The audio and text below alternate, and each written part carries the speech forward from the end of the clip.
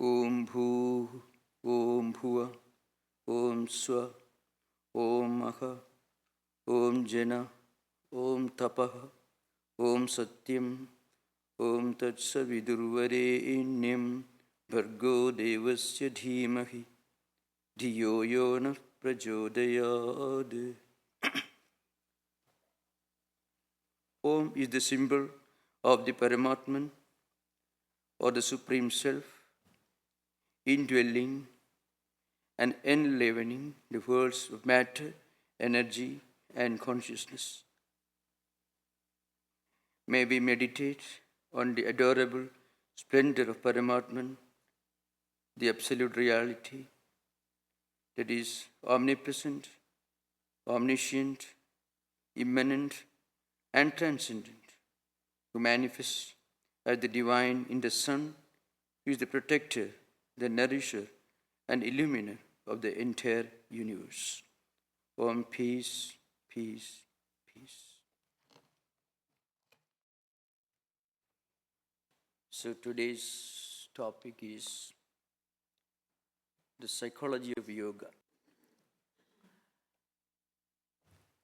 Now, speaking as a system of philosophy and as a method of spiritual practice, yoga has two main streams, two traditions,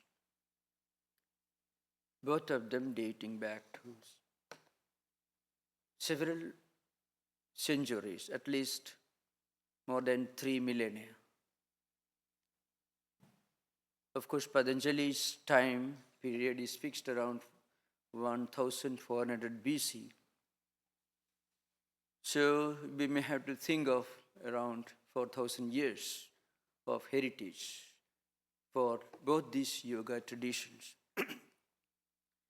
The word yoga is used in Patanjali's system and also in Vedantic tradition, with two different meanings. They're somewhat related but still distinct. In Patanjali's system, the word yoga means concentration. Yuj samadho. Yuj is a root, the dhatu from which yoga comes, and Patanjali uses that term in the sense of complete concentration, where we are able to completely eradicate all misidentifications with different mental modifications. When we interact with the external world, when the mind interacts with the external world through the media of 5 senses of perception, different mental modifications emerge in the mind. In Patanjali's system, it's called chittam. So we often identify ourselves with those various modifications. When we see a visual object, we identify ourselves as just an experiencer or the seer of that visual object. I am seeing. When we hear a sound, and when we come to know of the existence and objects from which the sound comes, we identify ourselves as the one who is hearing that sound and the one who perceives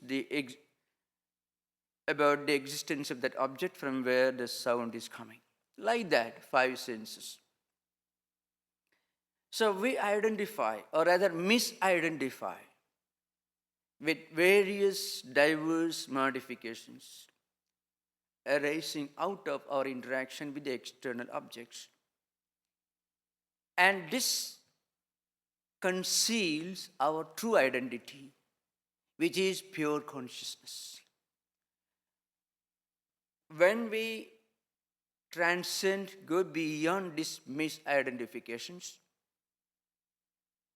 we realize our true nature. I have to speak a few words in this context because the subject, psychology of yoga, is somewhat profound and also very extensive. So we have to finish within about 45 minutes. Very often when you read the translations of yoga aphorisms, especially many modern translations, sometimes there is a possibility of mistaking the true meaning of yoga in Patanjali's system. I am giving a series of classes on the same subject every Friday, 7:30. But here I am planning to emphasize some other points. Sometimes yoga is misinterpreted as a kind of complete annihilation, complete dissolution of the mind stuff, a kind of ultra-asceticism, where the mind has to be killed. All mental vrittis, modifications, had to be completely dissolved, completely negated. This is not exactly what Patanjali meant when he defined yoga as yogaha chitta vritti nirodha. So these terms should be understood. Ni and ruth. Ruth is the root, the Sanskrit root from where the word nirodha comes, rodha. Ni, of course, is a prefix. So these prefixes have got different functions in Sanskrit language.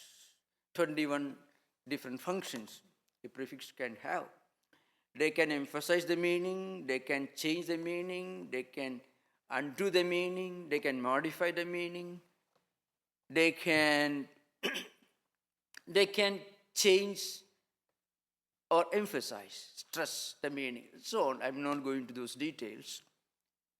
Now, upasarga is called these prefixes. So, when Patanjali uses the term nirodha, he did not really mean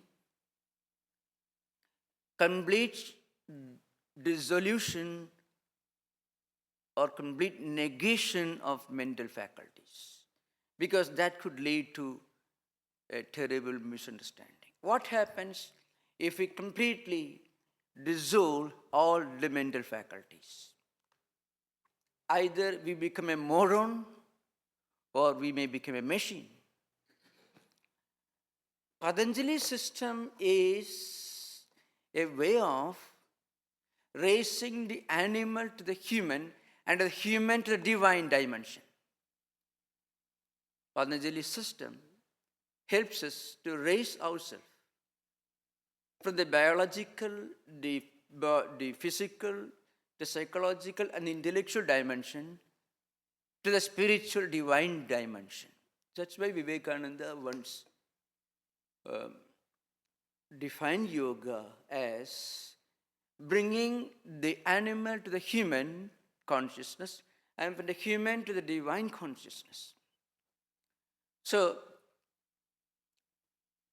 mind or mental faculties are sublimated, purified, elevated from a mental and psychological dimension to a spiritual dimension.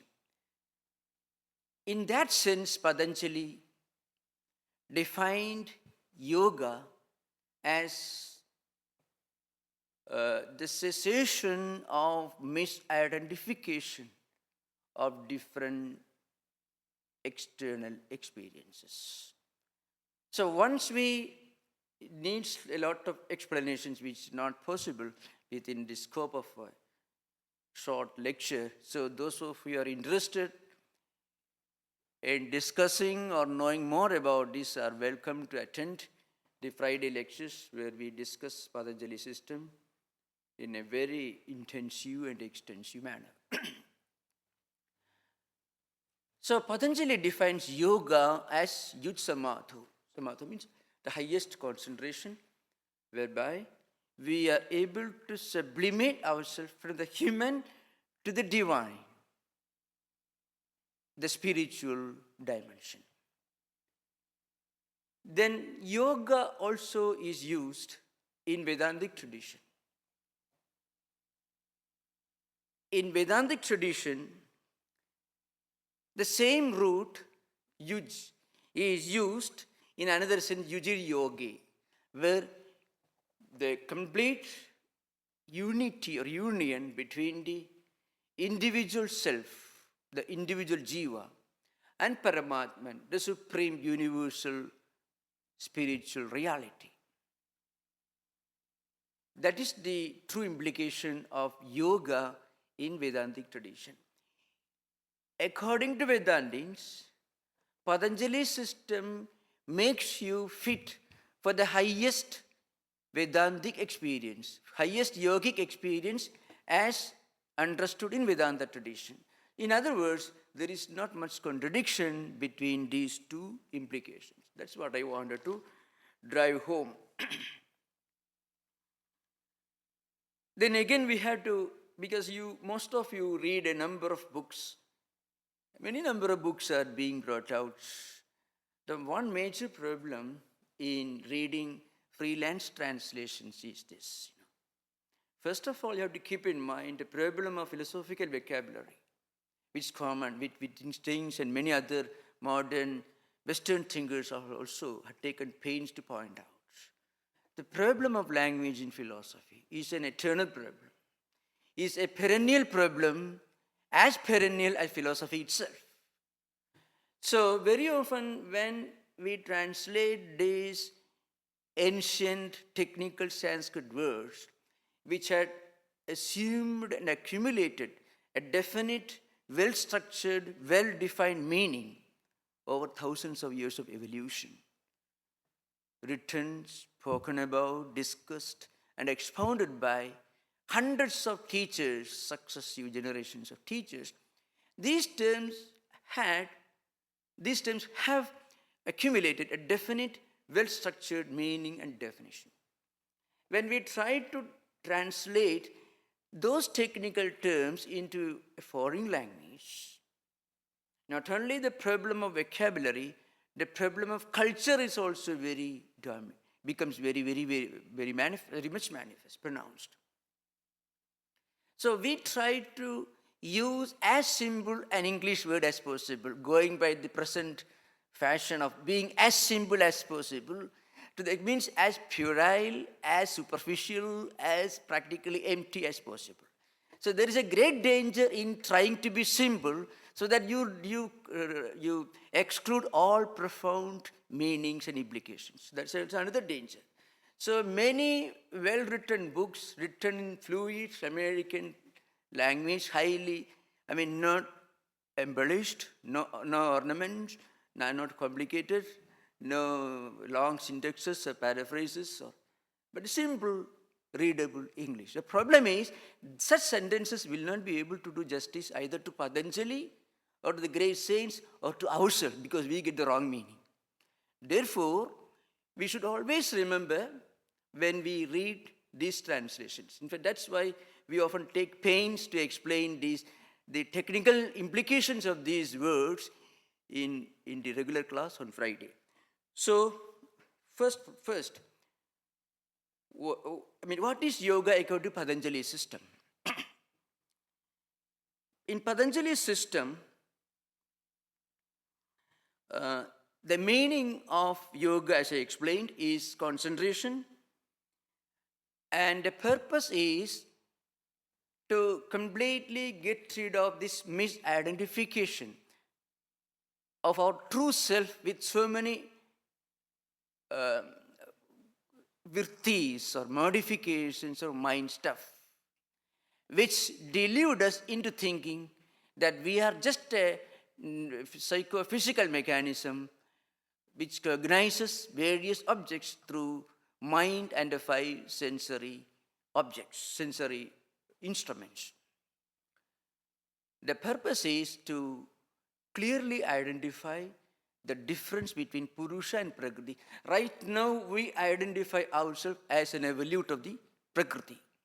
But actually, our true nature is consciousness, which is the nature of Purusha. In Hatha Yoga, on the other hand, of course, Hatha Yoga, which is just a very, very insignificant aspect of Patanjali system.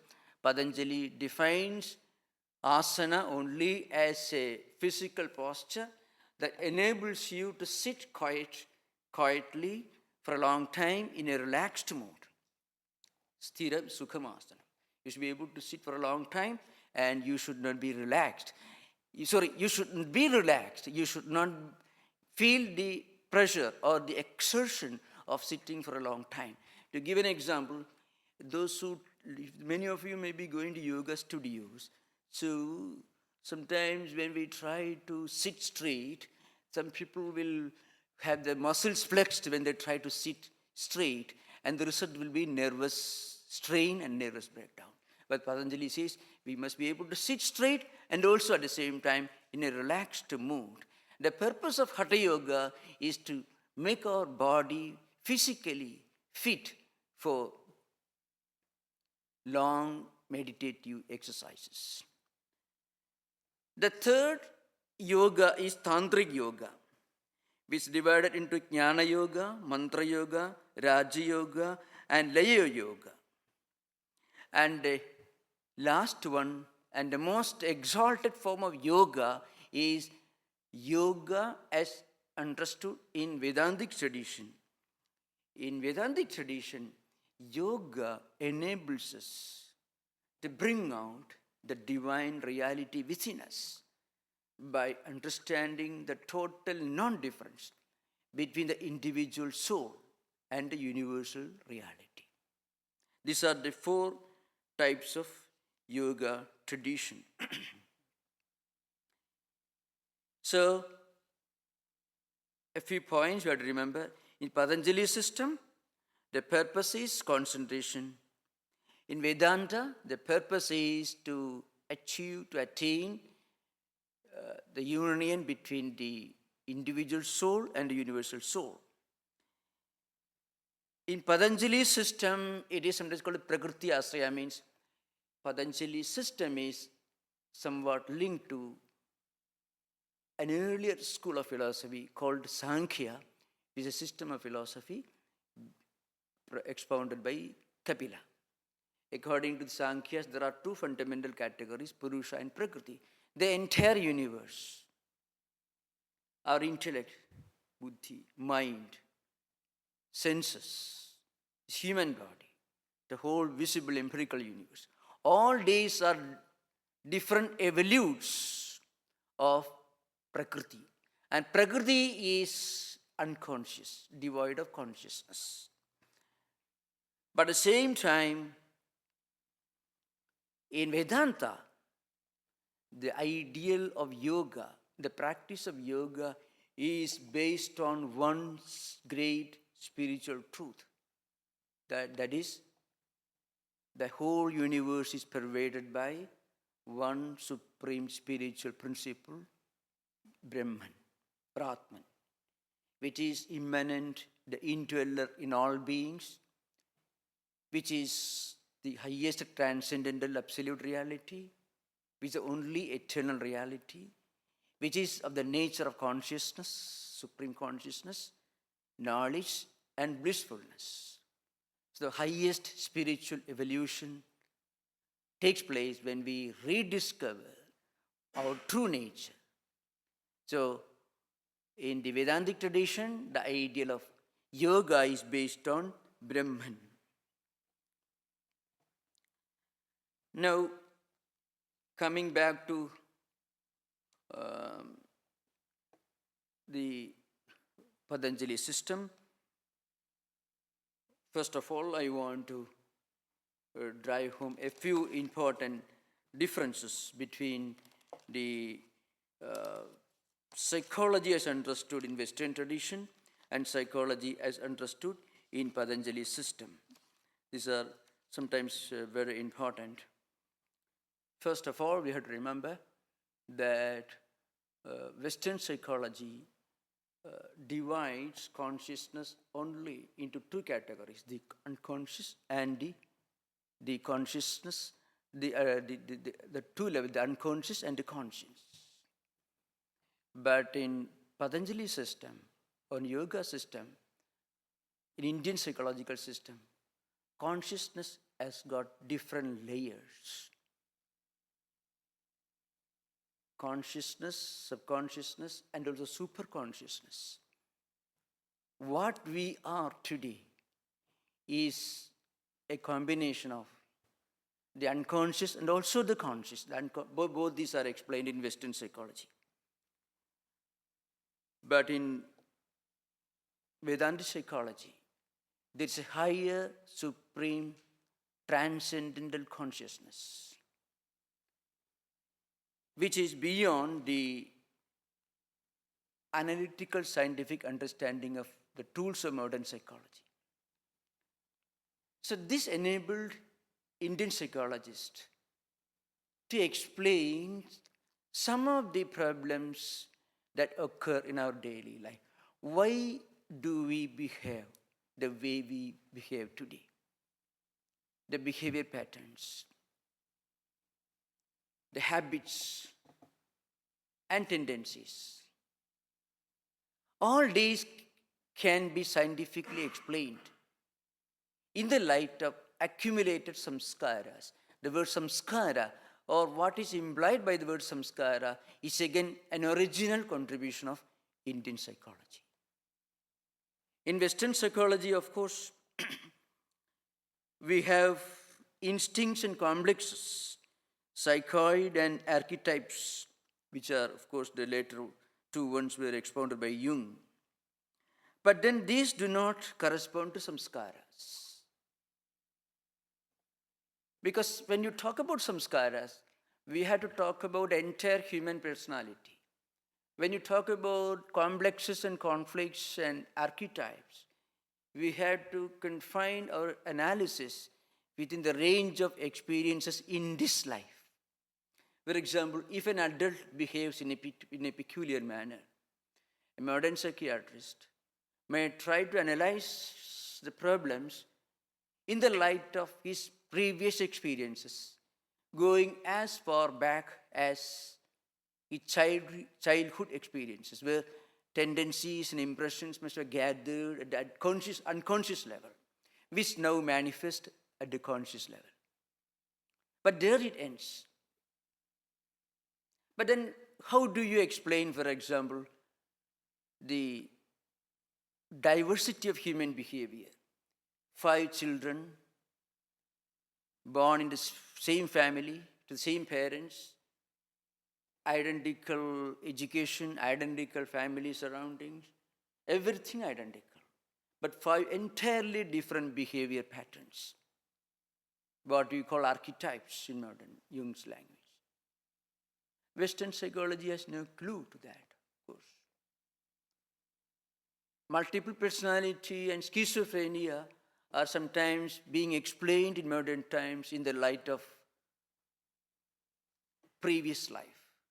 But Indian psychology tries to analyze the entire human personality and the problems related to that personality in the light of experiences not only in this life, but also in previous life. The simple principle is this: whatever we do consciously,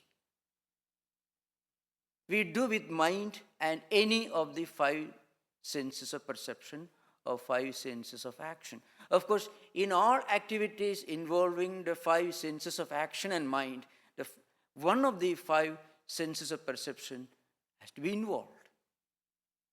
So whatever we do, maybe good or bad, it leaves a mark, it registers somewhere within the mental system.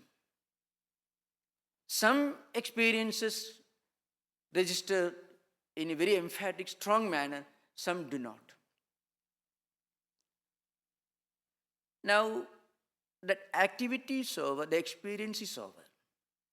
But there is something left after that experience. that leftover, the residual element is very subtle, and it actually determines behavior patterns and also our character. These are called samskaras. So vritti constitutes samskaras. Whatever we do creates vritti, vibrations or mental modifications. Mental modifications leave a subtle, invisible mark, influence on the mental system, on the system, and that drives our mind one way or other, even in later life. So the human personality is nothing but the sum total of all the samskaras that we have accumulated throughout life in so many ways. That's why in modern unconventional writings by professional psychologists who may not present a paper on this subject in a psychiatric association, they will lose their registration. That's for that reason. They will try to explain some of the problems or conflicts or schizophrenia or multiple personality in the light of multiple samskaras gathered in multiple lives in the past. Now, this is a distinct contribution of Indian psychology. Again, another aspect of Indian psychology is that it goes beyond the modern definitions of the fundamental urges in psychology, of human behavior, like power. Of course, I don't refer to Freud anymore. But Jung and Adler and many later post-Freudian psychologists talked about fulfillment, power, ambition, knowledge, and so on as the basic human urges which drive human beings to different behavior patterns. Now, Indian psychology says that all these accumulated samskaras constitute the essence of human character. And these samskaras determine how we behave. And our behavior again influence of samskaras. Now, sometimes the doctrine of karma is very erroneously interpreted as fatalism. I heard in a half humorous way, but in a rather sometimes very serious way, people say, I did not get a place for parking because of my karma. Or I did get parking because of my karma. Half humorous way. But in that very apparently innocent statement, there is that the conviction that karma is predetermination, which karma is not predetermination. Karma is not fatalism. Karma theory rather is the very antithesis of predetermination and fatalism. So Patanjali says, if our life experiences today are the result of what we did yesterday in previous life, then we have the freedom to modify our future experiences by doing the right thing today. In other words, we can be the makers of our own destiny. That's why yoga is sometimes interpreted as a royal path to freedom. We can make our own destiny. So the doctrine of samskaras is not related to law of karma. If we interpret karma as fatalism, but karma theory is not fatalism, it is rather it is the most scientific and rational explanation of cause and effect relationship in the context of our human life. Now, another important aspect of Patanjali's system is the importance of discipline. As I said earlier, Patanjali's system enables us to improve our life, to sublimate our mental faculties, to improve our creativity. It is not a negation or negative dissolution of the mental faculties. Rather, it is a positive sublimation, process of refining mental faculties and aptitudes. And the system enables us to bring out some of the hidden potential and powers within us. But before we undertake this, we have to go through 10 fundamental disciplines, which is unique to Patanjali's yoga system. He speaks about 2 sets of disciplines, yama and niyama. Yama means ahimsa, satya, asteya, brahmacharya, aparigraha. Non-violence, truthfulness, non-stealing, which means absence from greed, absence from desire for other people's things, which again make us anxious and disturbed in mind. And then continence, discipline in life activities. And also non-receiving, which means having no greed, no desire for expanding what we already possess. These are 5 fundamental universal values and disciplines which Patanjali insists that everyone should have before he practices yoga. Ahimsa is, for example, non-violence. The asanas and pranayamas, mean the physical postures and the breathing exercises, are the grossest part of Patanjali's system. But even that generates and creates energy, heat, and also a proactive spirit. Because when the life breath moves freely within our system, we feel more active. That's what happens when we practice asana and breathing exercises, postures and breathing exercises. When we practice concentration, that again sharpens the mental faculties. So, when we try to concentrate, it makes the mind, it converts the mind into a sharp weapon, one-pointed weapon. So it becomes a very powerful, effective instrument in our hands. Plus, surplus energy and heat and dynamism and proactive spirit generated by breathing exercises and also yogic postures. Now, suppose a man who is violent by nature, if he gets all these faculties, what will happen? Whatever is his natural tendency will become much more intense, much more focused. He becomes much more violent. So Patanjali says, before you raise these hidden powers, increase your own energy, dynamism, and mental focus, power of concentration, we must close the door opening to undesirable tendencies.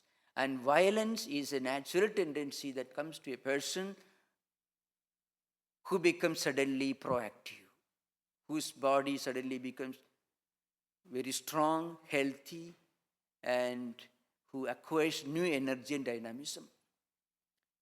Because these potential powers, energy, dynamism, all these that we acquire through yogic practices, should become a fuel, should be used to take us all the way up to dharana, dhyana, and samadhi, which are the 6th, 7th, and 8th stages of Ashtanga Yoga.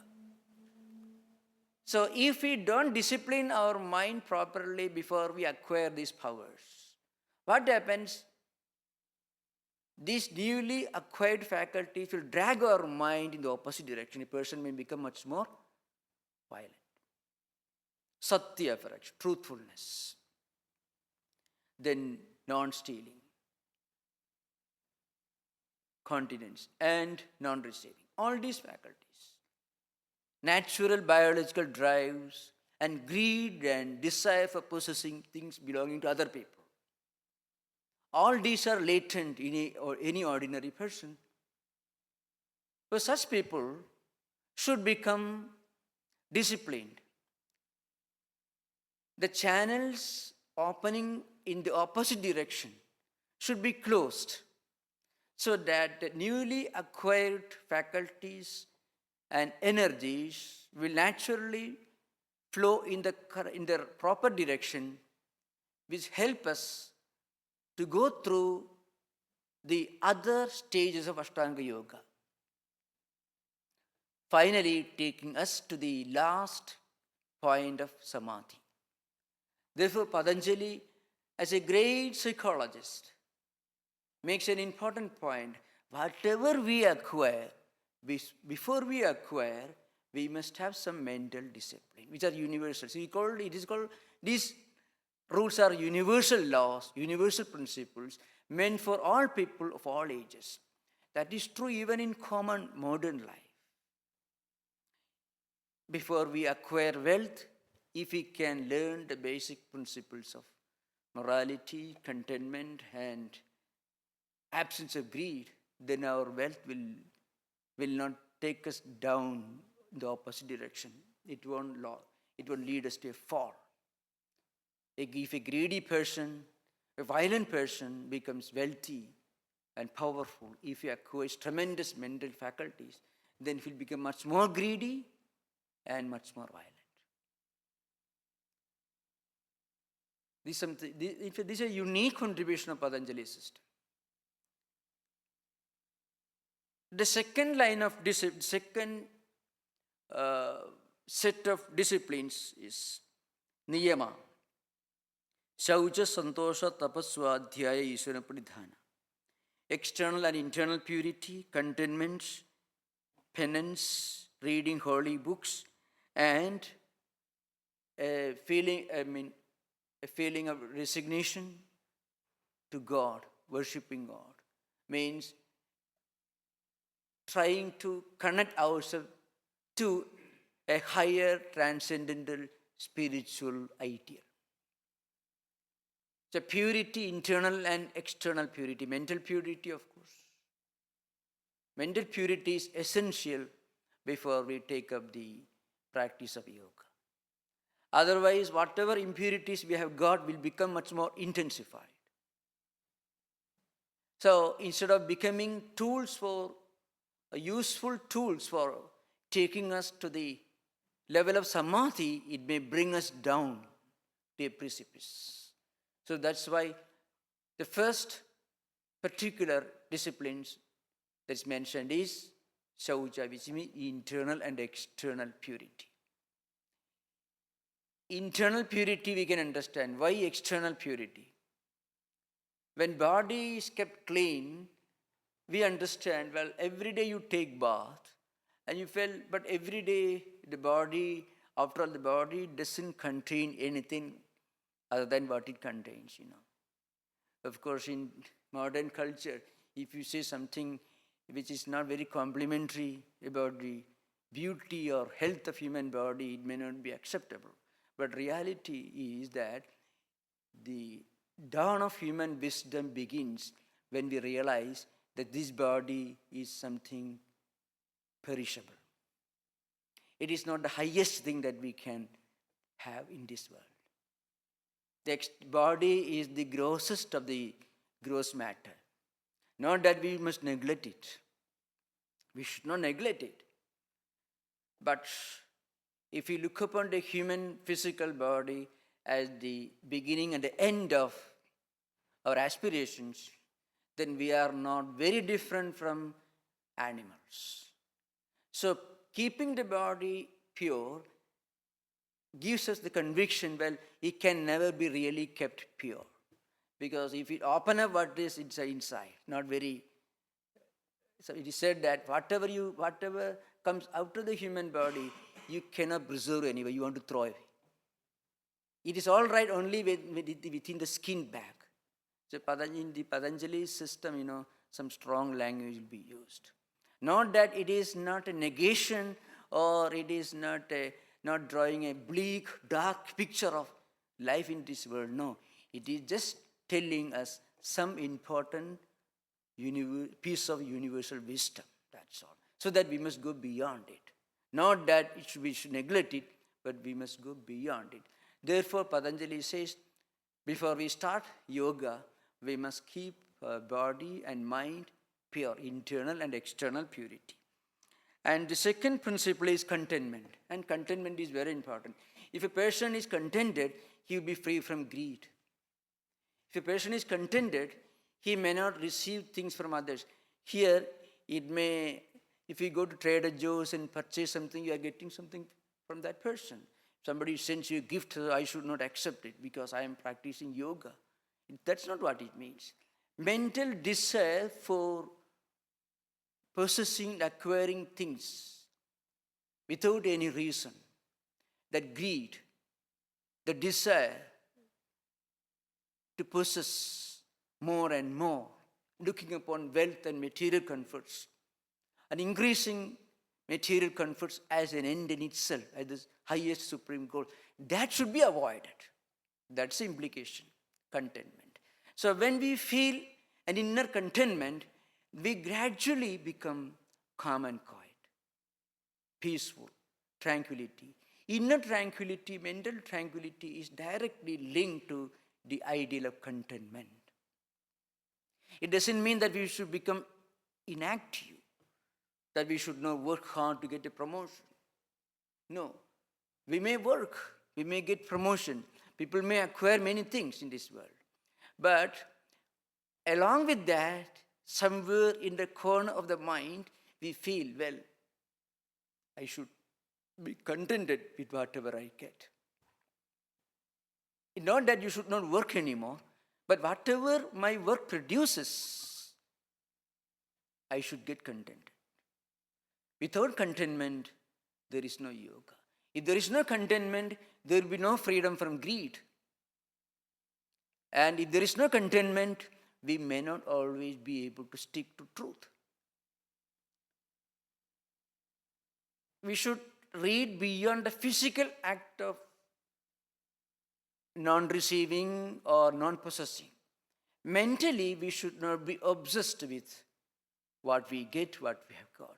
Keeping the mind above the mundane, worldly plane. That's what Patanjali implies here. Tapaha means actually this kind of penance, the ability to work hard with mind and body. One important reason why the modern man suffers is that he has much more leisure, much more free time. So before computer became very common, widespread, the use of computer became widespread. People thought, well,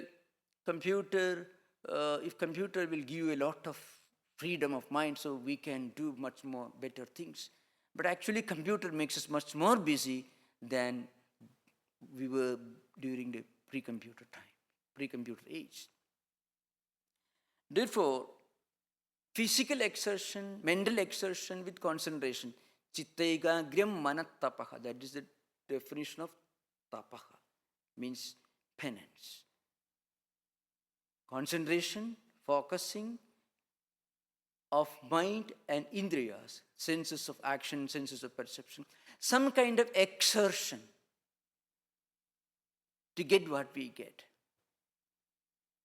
If you look at the decline of some values in society in modern times, the America of Henry Ford and Rockefeller no longer exists. The ability to work hard, the sturdy spirit, the resilience. So what happens, if people don't have the need to exert themselves physically and mentally, then there is a natural tendency for the mind to go into the wrong, undesirable channel. So Patanjali says some kind of exertion, concentration for the mind, body and senses are necessary for tapaha. And swadhyaya, that is very important, that is very natural. Swadhyaya means reading holy books, spiritually, morally useful books with meaning, with a strong sense of discipline. What we eat produces the body, determines how the body functions. If we eat bad food, we fall sick, we become weak. Now, if we feed the mind with bad food, bad ideas, bad thoughts, the mind also becomes weak and sick. So thoughts and ideas are to the mind what healthy food, organic food is to the body, so to speak. So what is the organic food for the mind? Good ideas, healthy ideas. What we see, as I said earlier, what we read, all will create a vritti, a mental modification, and it becomes a samskara. As I said in the class earlier, every human act, human behavior is a repetition. Patanjali is exactly Patanjali system is exactly the opposite of John Locke, who talked about tabula rasa. We are not born with an empty slate. We are born with a slate with all kinds of scrawls, writings, everything. So whatever we do is a repetition. If we find a person with tremendous skill, we call genius. But really speaking, that person has practiced, has done that work sometime in the past, if not in this life, the next life. So we feel a special skill in him, which means every action produces samskaras. And reading or listening or feeding the mind with good ideas is the best way to keep the mind healthy and pure. Sometimes healthy ideas, spiritual ideas can even neutralize some of the samskaras.